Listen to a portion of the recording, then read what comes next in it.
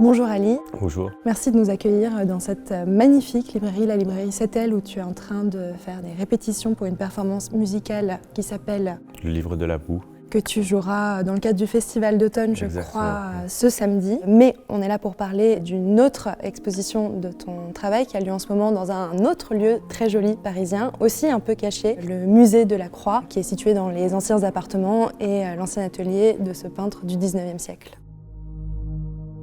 On y voit plusieurs de tes œuvres, dont deux œuvres sous vitrine qui sont des assemblages de différents fragments de sculptures, d'artefacts de différentes périodes qui viennent de différentes régions. Et avant d'en venir plus spécifiquement à ces œuvres-là, je voulais comprendre cette démarche qui est au cœur de ton travail, de créer ces êtres hybrides qui sont des assemblages de différents morceaux, fragments d'histoire. Ce travail a commencé depuis plusieurs années où je m'intéresse à des objets, des artefacts qui sont délaissés en dehors du musée, donc en dehors de l'histoire comme elle est écrite par l'autorité muséale. Et du coup, c'est surtout des objets que je collectionne dans des ventes aux enchères. L'espace de la vente aux enchères est un espace pour moi où on peut voir en temps réel comment le désir autour de certains objets peut évoluer, peut changer. En quelques secondes, des prix peuvent vraiment devenir des sommes pharaoniques et d'autres objets qui ne trouvent pas d'acquéreurs, d'acheteurs. Cet intérêt avec ces objets-là commence au moment où j'ai réussi à acheter ces objets jusqu'au moment où ils re-rentrent dans le musée. Donc vraiment, je fais une forme de déplacement d'un système de valeurs monétaires vers le système de valeurs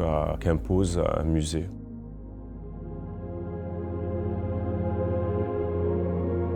Ces deux œuvres spécifiquement, je crois que tu les as réalisées lors d'une résidence à la National Gallery de Londres où tu as travaillé sur l'idée de vandalisme dans le musée. Chacune des deux vitrines montre une composition qui évoque deux œuvres de la National Gallery qui ont été vandalisées. Comment est-ce que tu t'es positionné par rapport à cette idée du vandalisme vis-à-vis des œuvres d'art? C'était par hasard, quand j'étais en train de me plonger dans les archives du musée, j'ai découvert cette histoire de plusieurs tableaux qui ont été vandalisés à des moments différents et dans des contextes différents. Et donc pour moi, la question de la violence dans le musée, c'était déjà une question que je traitais dans mon travail. Le projet s'intéressait surtout sur la manière dont le musée gérait cette émergence de la violence dans le cadre d'un musée qui est censé être là pour protéger ses œuvres. C'était un peu d'essayer de comprendre qu'est-ce que la violence change dans l'aura de ses œuvres. Et donc j'ai choisi 5 tableaux, les deux que je montre au musée de la Croix. Donc c'est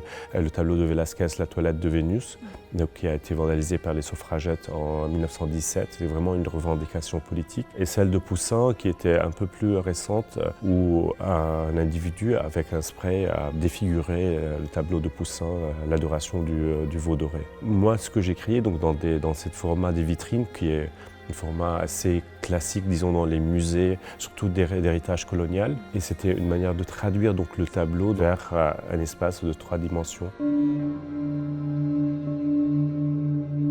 Et tu as choisi, en parallèle de ces deux œuvres, de compléter l'exposition avec 3 petites aquarelles qui sont beaucoup plus discrètes, beaucoup plus tenues, que je trouve extrêmement mélancoliques. Pourquoi avoir choisi d'ajouter ces 3 œuvres dans ce contexte? Cette série d'œuvres qui s'appelle We Grow Thorns for Flower to Bloom, c'était une série de cactus en train de pourrir. C'est une des questions sur lesquelles je travaille aussi, cette idée de transformation, la question de la ruination des choses qui peut être dans la nature ou aussi des objets. Et donc ce processus-là de décomposition qu'on peut observer et qui pour moi parle un peu de cette mélancolie face à la mort. Donc on rejoint aussi la question de la violence, du deuil peut-être aussi à travers ces dessins. Cette exposition a lieu dans le cadre du programme public d'Art Basel, mais elle se prolonge au-delà de cette folle semaine de l'art, donc on pourra la voir jusqu'au 28 octobre. Merci beaucoup d'avoir pris un peu de temps pour en parler.